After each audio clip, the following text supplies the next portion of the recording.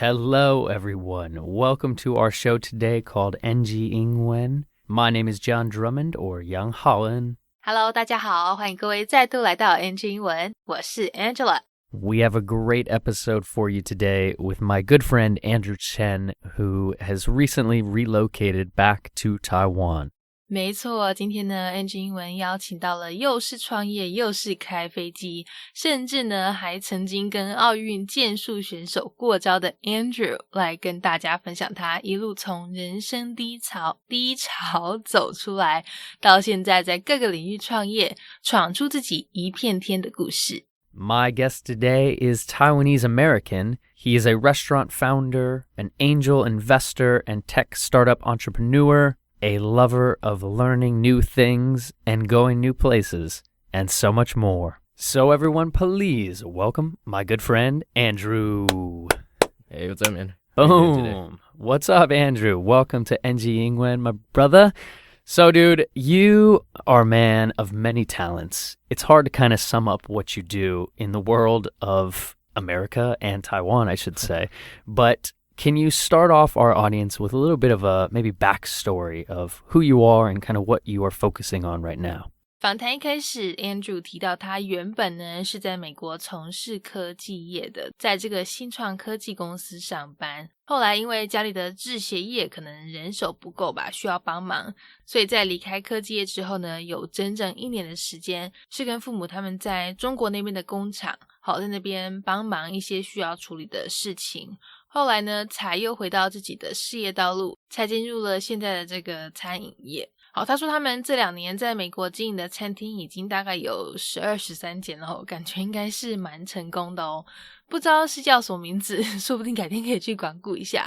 那除了在餐饮业发展以外呢，他其实还是个天使哦，专门投资那些刚起步的新创公司，好做这个所谓的天使投资。那这个天使投资呢，就是我们英文讲的 angel investment。好 angel investment， 我个人对投资这些事不太熟悉啦，不过主要就是让那些刚起步的公司好有足够的资金可以继续发展下去。那新创公司的话呢，可以用这个字 startups 或是 startup companies。好，两个都通，任君挑选，赶快来听吧。Yeah, one of my most feared questions is when people ask me, like, what do you do? It's a really hard question to answer, but for now, mainly, I am in the restaurant industry in the States. We have like about like 12 or 13 units that we've been operating for the past couple of years. I got my start in tech, out of college, did a couple startups, and then eventually got out of it, got in the food industry. I was helping out my parents for a while. They were in the shoe industry, so I was out in China for like a year, just in manufacturing, like in the warehouses in very rural China. So it was an interesting area. And then, I eventually came back, got back into tech, and then I eventually got back into the restaurant business. But so now mainly in the restaurants, I do a lot of angel investing here and there, in mostly like really early stage tech companies. Beautiful. Yeah, I love that. And I do understand the kind of dilemma of like, hey, what do you do? And it's such a loaded question. So I apologize to kind of lead off with it, but it kind of sets the stage for all the cool things that I believe you are doing. In terms of us kind of structuring a little bit today in the interview, as you were saying, you did a lot of work in China and the US, but you're here in Taiwan. So could you maybe help us understand, what are you doing back in Taiwan right now?原来呢，去年因为美国疫情的关系，整个生活条件、生活品质都变得很糟。Andrew 每天就是一个提心吊胆的过日子齁。封城的时候呢，就是整天关在家里不能出门。后来虽然可以出门了，但永远都要带一瓶干洗手，随时消毒。然后走在路上呢，也是就是要3不5时就要小心注意说，别人的距离有没有太近啊，或者怎么样的，所以长期下来真的让心里很不健康。不过幸好他爸妈是台湾人，让他可以办一个这个疫情期间可以来台探亲的签证，好，所以就赶快家当带一带，乖乖回台避风头。本来只是想说可以等个几个月情况好就回去美国，结果没想到那边越来越惨，觉得还是待在防疫成绩优秀的台湾比较好，所以就一直留到现在，大概也不打算回美国了。他这边讲的干洗手，它的英文说法是 hand sanitizer。好， sanitizer 有消毒剂的意思，那 hand sanitizer 就是手的消毒剂，就是我们说的干洗手。那如果把 sanitizer 改成动词变成 sanitize， 就变成是给什么什么东西消毒清洁的意思。我们赶快来继续听他的分享吧。So my family's Taiwanese. Luckily, I'm so grateful for that. Just, something that's been amazing last year and this year. So I was living in LA, and then everything locked down around March last year. And so basically everyone was just at home. And I know we didn't really experience that here, which has been amazing. But we were all just sitting at home for like months. We're just working nonstop, and we couldn't go outside. And there's this perpetual fear of just like every time you walk out, you need to carry sanitizer, you need to wash your hands, wear a mask. And it's just like this constant, background anxiety of you have walking around, just like seeing anybody, walk close to you, or even walking down the street. If you see somebody coming across the way, then, you would like get 6 feet away. It's really stressful. And so, around July, I basically just decided, it's just not worth it being there anymore. So, I have an American passport, but luckily at the time when Taiwan first locked down, I ended up getting a COVID visa. It's like a special COVID visa. I said my parents are here and I had to come visit them. And then, so Taiwan issued a COVID visa. And so I got in from that. And then I ended up getting a gold card after I got here. But what ended up happening was initially in July I was planning to come for like 1 to 2 months. I was thinking in 1 to 2 months, the US would be a little better and I can go back and, get back to work. And after a couple of months, US just kept getting worse and worse. And, the situation was getting worse. Politics was everything was just horrible.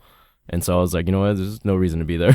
So I just decided to stay. So I ended up going back to the States for 10 days or so. And then I ended up coming back and re-quarantined. But, it's been amazing here. I have no plans to leave anytime soon. Yeah, man. I know.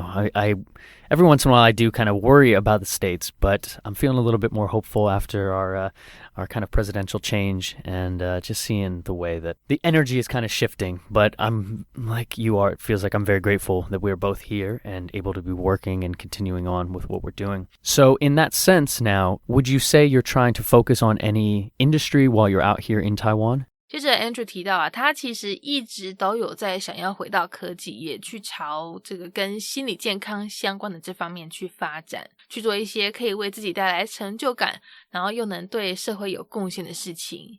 那至于为什么他会想要朝这方面走，一来是因为 Andrew 觉得这是一个非常大的产业，涵盖的层面很广，加上现在社会的种种因素也对现代人的心理健康有很大的影响，变成是一种文明病，就像糖尿病一样。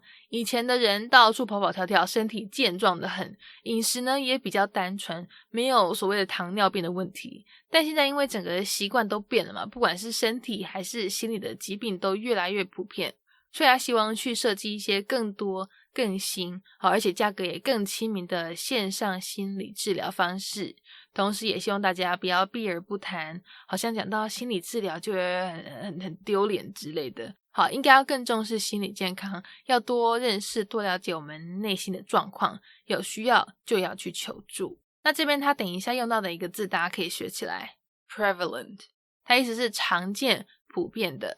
好，但是要注意它通常是用在比较负面的情况下，像例如 Andrew 说的一些疾病越来越普遍，好，或是像某些不良行为越来越常见等等。另外这边还有2个字我们也来练习一下， taboo， 意思是宗教或是习俗上的禁忌。好，那 stigma 它表达的也很类似，只是它指的是比较偏耻辱方面。好，但2个都是大家尽量会避开不去做或是不去谈的东西。 Yeah, so even before the pandemic, I was trying to get out of the restaurant business and get back into tech. I just wanted to do something that's a little more socially impactful. I think luckily I'm at a point in my life where I can kind of choose what I want to do. And, I think the thing that was missing was just like personal fulfillment. And now since I have that option, I really want to do something that, I can wake up in 5 years or 7 years and be or 10 years or forever. And just be excited to work on every day, whether it makes money or not. Like I want to be able to make an impact. And so even before the pandemic, we were looking towards mental health. It's just a massive industry, and I think with society now, it's spawned a lot of new mental health issues that weren't prevalent before. And I think there's a lot of new approaches that we can take now to solve kind of the diseases of today, right? And it's kind of like if you think about how how diabetes developed. Most indigenous cultures don't have any diabetes because they're very active, they run around. But it's really like a disease that was created based on our, the way we've structured our society. Mm-hmm. And mental health is the same issue, right? It's like, especially now with like just constantly connected, there's this infinite stress, and especially kids growing up in this society now. I can't imagine how much stress they've built up, over just the first 18 years of their life. So we really want to look into, newer forms of mental health treatment, and ideally something that's scalable, something that we can do online. And there's a lot of like mental health, therapists online now. So we're kind of looking in that direction of seeing how we can just make it more available and more affordable and more accessible, and kind of educate people on, I think in Asia especially, it's there's still kind of a stigma against getting therapists, getting counseling.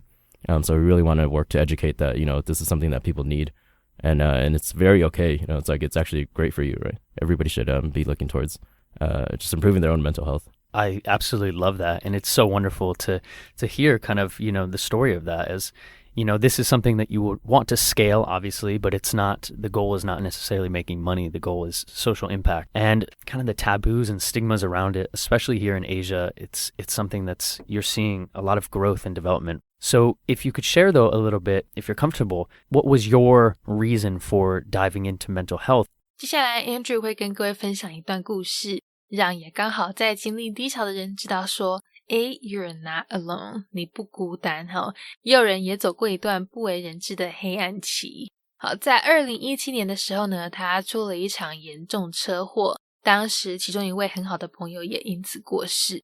后来可能因为整件事情带来的创伤，让他的健康迅速走下坡，生活起居变得不规律不正常，几乎连2个月都没有下床。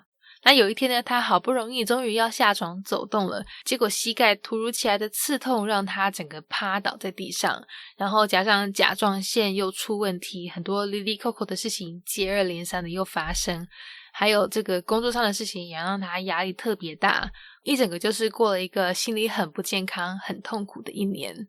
但是也因为这样子，让 Andrew 意识到说，我们的精神状态，我们的心理健康真的很重要，任何人随时都有可能被打倒，就有点像他自己这个平时大家公认的这个坚强的铁汉子也生病了。所以真的，大家真的不要忽视心理的问题，心理生病跟身体生病一样，都需要好好花时间去照顾。Yeah, I would actually love to share. I think that's one of the main things in the industry that, people need to be a little more vulnerable and open up a little bit and realize that, there's a lot of people in the same situation as you are. So for me, back in like 2017, I just had a pretty rough year. I was in this like crazy car accident, and then one of my best friends passed away, and I ended up getting this health issue. I think it was probably from the accident, stress from the accident. But long story short, I was bedridden for almost 2 months. And then, so I was just like, I literally woke up one day, stepped off my bed and just collapsed on the floor because I had these like searing pains in my knee. And then I had this like thyroid issue, and there's so many things happened in the course of 6 months. And, I just felt my mental, I've always been a pretty strong person, normally, but, that year was just really, really straining and really tough. And I just kind of felt, and I was super burnt out, super overworked. I was just doing things I didn't really enjoy. And it would take me, an hour just to open my laptop and open Gmail just because I was just so frustrated. I would just stare at my computer and just think about how much I didn't want to do these things. And so, that's kind of when I realized that mental health is a huge issue, and it could hit anybody at any time. Even somebody, for me, I was always thought I was, very on top of it and very strong. And so, that was kind of like my first foray into realizing that, hey, mental health is a serious issue. And so because of that, I really wanted to, it wasn't at the time, like I didn't realize it, but I think, as I've gotten better and just realizing, there's so much gratitude and gratefulness in the world, that it's something that I really want to focus on. And so I have been working with my partner for the past like year and a half. We're just kind of ideating, we're not like moving too quickly. We want to make sure it's the right time. And luckily, not luckily, but luckily we didn't start anything pre-COVID, right? Because now it's like, it's a whole different world now. And so, we're kind of we're taking it a little slow right now, kind of figuring out what exact step to take. And, we're just like really looking, right now it's not too much you can do, right? So we're just looking at things online. But once we figure that out, I think we're going to be moving full steam ahead. Thank you for sharing that story. Yeah, I know you've been so impacted by, that pivotal year of your life, and to kind of see how much you've grown and all the things that you've been working on within yourself. It's a good reminder for so many of us to understand that, yeah, we can take on so much stress, but if we don't have the right avenues to talk about it or express vulnerability, that can just build up. Yeah, I think one thing I want to add too is, it's okay to feel stressed out and feel anxiety, even if, it seems like your life is going really well. I think from the outside, my life was great, right? I had, business was going well. Everything was, a lot of friends. I had a great social life. Everything was going really well, but it's just, the stress of it just kind of overtook me, at some point. And even before, this whole 2017, I was just getting really burnt out from work. And so I think that's something that people need to be more aware of. Yeah, I think that's absolutely right. If you could kind of think back to that time, was there anything that maybe allowed you to build that awareness, or was there anything that you remember looking back on 2017 that you were like, something's off, I need to, what raised that awareness, I should say? 这段内容里呢 Andrew 分享到他低潮那阵日子每天都卧床不起，足不出户，这样饿了就是叫外卖，什么事都做不了，直到后来慢慢开始有办法起床，然后膝盖也慢慢开始好了之后，就让自己出门散散步，即便是买个咖啡也好，一些像太阳啦、咖啡等等，这样子在家门外的事情，逐渐让他学会感激，明白说人生真的还有很多美好的东西在等着他。所以呢，后来就决定重振精神，除了跟朋友一起去南美洲完成了长达20天的背包旅行以外，也学会感谢、感激的重要。而且后来为了要挑战自己，还跨出了舒适圈，从西岸的洛杉矶搬到东岸的纽约，去从事创意艺术工作，写一些脱口秀的故事讲稿，甚至还跟那个奥运剑术选手学剑，整个后来就是把自己活得很多彩多姿。那在最后呢，他也提到这些丰富的人生经验也成为一个很重要的 wake up call， 让他彻底觉醒，明白说世界上真的还有很多很多新鲜的事情在等我们去发掘。那这个 wake up call 其实原本是指我们一般如果住饭店有没有请柜台人员早上打电话来房间叫你起床的那个叫醒服务。对，英文是说 wake up call， 不是我们一般常听到的 morning call 哦。不过在这里呢，它是把意思做延伸，变成一个警醒、警示的意思。Yeah, a lot of it was, in the 2 months that I was bedridden, I was ordering Uber Eats every day. And luckily, I had a girlfriend at the time that was helping take care of me. And I was just sitting there every day, just, getting worse and worse because I couldn't move, I couldn't do anything. But, I think a lot of it was like once I finally started recovering a little bit, I was taking some medication, my knees were getting better. I was able to walk around. Like the gratitude of just getting out of bed and, going outside, seeing the sun and being able to walk to like, a nearby restaurant and getting some food or getting a coffee. That gratitude and improving every day was just such an immense like help. And, so after that, I was just like, man, I really need to just change something about my life. Like I shouldn't be feeling like this every day when my life is so good, right? I need to make choices that, make me happier. And so, after that, I decided to take some time off work. And then, I ended up going to, Peru. So with my friend, we hiked Machu Picchu, did a big like outdoor trip. We went from Peru and then we went down to, Chile, and went to, Patagonia. And so we did it was honestly way too much. It was like 20 days of backpacking and camping. And at the end, I was like, man, I'm going to get out of here. But it was great. It was really, really good.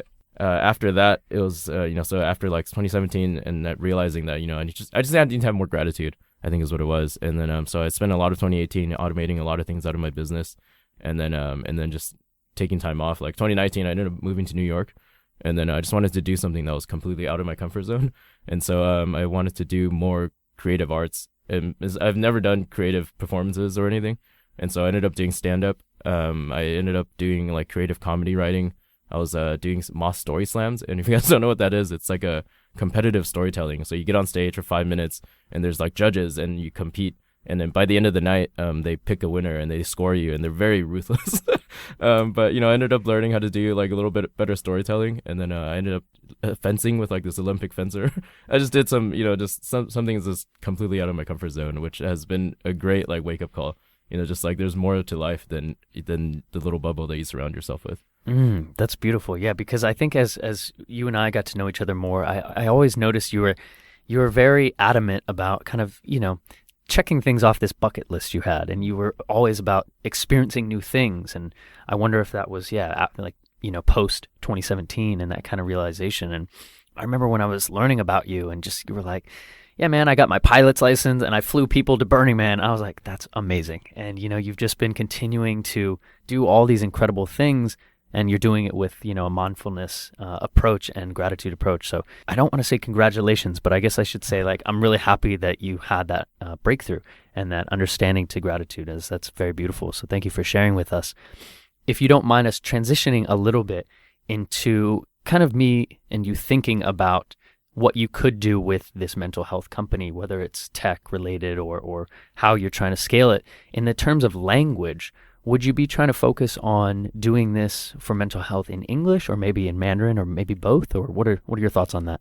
接下来 Andrew 提到啊，亚洲这边不管是日本、中国还是台湾等等的地方，因为可能社会文化的关系就是大家都不太会去谈心理健康这方面的问题，加上心理治疗的相关资源也比较缺乏，导致自杀率一直都高居不下。但相对的，在美国去看心理医生却是很正常的一件事情，而且在 Silicon Valley 在矽谷那边也有非常多的心理治疗平台不断在推陈出新，所以他希望未来呢可以把这样的一个概念引进台湾，引进亚洲，让有需要的人可以有更容易的管道资源去治疗心理问题，只要连上网路就可以跟美国会讲中文的心理治疗师进行疗程。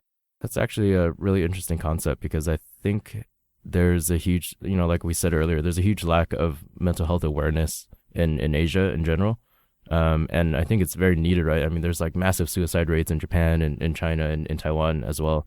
And, all of that just comes from just a lack of people being able to talk about it because of the stigma that's surrounding, mental health issues. And so it would be really cool to kind of, in Silicon Valley right now, there's a ton of like online mental health platforms. There's like BetterHelp, there's just, a ton of them out there. But that doesn't exist at all in Asia. So it'd be really interesting to kind of like transplant, something similar like that to Asia here. And it's hard to even find a therapist here and they're extremely like prohibitively expensive. And so if we can find, and therapists are super common in the States, right? It would be interesting if we can find, say, like a Chinese-speaking therapist in the States and then have them do like online sessions, with people here. That would be an interesting idea. So thinking about, the fact that you're back now in Taiwan, potentially full-time for at least the foreseeable future, I know you are now so much more exposed to Mandarin Chinese as well. So did you grow up actually speaking Mandarin Chinese? 在这段访谈中呢 Andrew 说啊，他其实一开始虽然是在美国出生，但是后来一直都是在台湾生活，3-4岁才又搬去美国，然后加上在家里跟爸妈也都是说中文，所以基本上中文算是他的母语啦，是一直到后来开始上幼稚园了才开始慢慢讲英文，而且一开始还真的都听不懂同学在讲什么，整个就是完全从头学起。但也是因为这样子呢，让他的英文越来越熟练，然后中文就慢慢越来越不像以前讲的好，到现在口音呢也越来越重，连搭个计程车那个司机都要写字条才能跟他沟通。然后之前连在那个中国那边的工厂啊，在跟经理沟通的时候，一时想不起来一些中文要怎么讲，然后还被对方笑，想说连这么简单的东西都不会讲之类的。Yeah, it was actually my first language as a kid. So when I was born in the States, and then I basically was in Taiwan until I was 3 or 4. Before school, I was spent, maybe 8 months out of the year here. Obviously very young at the time, but my parents didn't speak too much. My dad spoke English pretty well at the time already, but my mom was still like going through American school when she was in the States, or English school. And so basically at home up until I was like 4 or 5, I only spoke Chinese. And actually, the first day of preschool, I didn't speak a lick of English, and then I was like freaking out. I was like, when I got to school, people were speaking to me. I didn't understand anybody, and so I kind of had to learn English like in school, even though I was born in America. But I think as the years went on, I used to have zero accent, and then as the years went on, like using it less and less. Basically, in the States, I only use Chinese at home. So now that I'm here, I've been told like my accent's a lot worse now. Taxi drivers, make a note to tell me every time. But, it's funny. There was once I was in China and I was at this factory, and then I was, I have like, at the time I had, pretty good accent. So I sound very local. But the thing is, I learned mostly from my parents, and I went to school, but I have maybe like a 7th, 8th grade vocabulary. And so I'm missing like a lot of like technical things, right? So I was at the factory trying to explain something to this one of the managers there, and I was just like, you take this thing and this thing, you put it together, what's that called? He's like, are you stupid? He's like, what's wrong with you? He's like, why don't you speak Chinese well? And I was like, oh, I grew up in the States, I don't know. And what was really funny, he's like, well, everybody in the States speaks Chinese. And I was like, what are you talking about? No, they don't. He's like, yeah, everybody that comes here speaks Chinese. And I was like, what? It was just a weird experience that I had. But yeah, so I think now that I'm in Taiwan, I've been much more intentful about like, always type in Chinese if I can. Try to talk to people that are more local, and try not to use Google Translate as much. But a lot of times I still have to. But just try and be more intentful, every day when I talk to people, and then use it every chance that I get, and probably hang out with some more local friends. That's always a good tip. Yeah, man, that's the factory worker. He's like, no, everyone in America speaks Chinese. It's like, yeah, well, that's probably the reason they are going to that factory. But love that. Thank you for sharing that. And unfortunately, we are coming to our last question here on NG Ingwen, and that is, if you could go back in time and talk to a younger Andrew, would there be any advice you give yourself about language, life, or maybe mental health? 访谈最后 Andrew 提到说，他希望可以跟以前的自己说，要勇敢卸下心防面对他人。因为很多时候啊，我们只有卸下心防，才会知道说谁是我们真正值得交的朋友。好，就是说我们遇到的每个人啊，身上都有值得我们去学习的地方，那他们也都其实很愿意教我们，但是这中间呢，就一定要有一个人先卸下心防。好，先跨出心里那道防线去跟对方认识，才有办法去往更深层的关系发展。虽然说有时候会因为这样吃亏，就是有人可能会因为这样子想要占你便宜，但是当你遇到不让你吃亏的那个人的时候，你就知道对方是一个值得深交的好朋友。那这边我们讲的这个卸下心防，它等一下会用到的英文是这个字 vulnerable。好，这个字你如果去看字典，去查字典的话，它意思是脆弱的意思。那在这边表达的呢，就是要卸下心防，展现自己脆弱的一面的意思。那我们现在就马上来听访谈最后这段分享吧。Yeah, I think the main thing that has helped me throughout the past, say, 7-8 years is realizing that there's always something to learn from everybody that you meet, and people always are willing to teach you something, but it takes somebody to take that first step and be vulnerable. And I think that's something that I grew up in a very not traditional Asian household, but there's still Asian parents, and talking about things just is not okay. No feelings, nothing. You can't, if you have nothing good to say, don't say it. And so, but what I've realized in the past 7-8 years is like, if I'm the first one to just give a little bit, everybody is also willing to give a lot more, right? And then you build a really good, deep conversation. And so that has, propelled me just so much. You learn so much from everybody, and you build really deep, lasting connections. And so if I could tell myself anything when I was younger, is to be more vulnerable and do it sooner and do it fast. And sometimes, it doesn't pay off. Sometimes people are jerks, but, it's okay, right? You make one good friend out of like 20 people that you meet. It's super worth it. And that'll last you for the rest of your life. That was beautiful. I couldn't agree more. And I love that that's been your kind of journey the past 7 to 8 years, and wish you nothing but success. And it's been wonderful to see you continue to push yourself in so many directions. And I really hope you and your partner can get this mental health app or whatever it's going to be off the ground. And I'm looking forward to seeing more of that. So is there anywhere people could find out more about your life and kind of follow along maybe with future developments? Yeah. I'm not too active on social media, but you can follow me on IG at Andrew Doing Things, and spelled exactly how you would think. Andrew Doing Things. Yeah, awesome, brother. Well, thank you for making some time for us today. It was great to be on here, man. Thanks for having me. Thanks, Andrew. We'll talk to you soon. Peace. Bye. All right. Well, that is our NG Ingwen show for today. We hope everyone enjoyed listening to that. You can connect with us on Facebook, Instagram, YouTube, and now Spotify. You can search NG Ingwen, or you can search on IG NG English ICRT. And don't forget to tune in every Wednesday morning from 6:30 to 7, and Wednesday night from 9 to 9:30. We'll catch you on the next episode. Bye-bye. 好啦，今天的节目就到这边告一段落啦，感谢各位的收听，别忘了订阅我们的 Spotify 还有 YouTube 频道哦。那喜欢我们节目的话，也要记得到 Instagram 到 IG 上追踪我们哦。如果各位有什么其他问题是想要问来宾的，也请欢迎在底下留言告诉我们，我们一定会想办法帮你问到手。好啦，那就下周在空中相会咯，拜拜。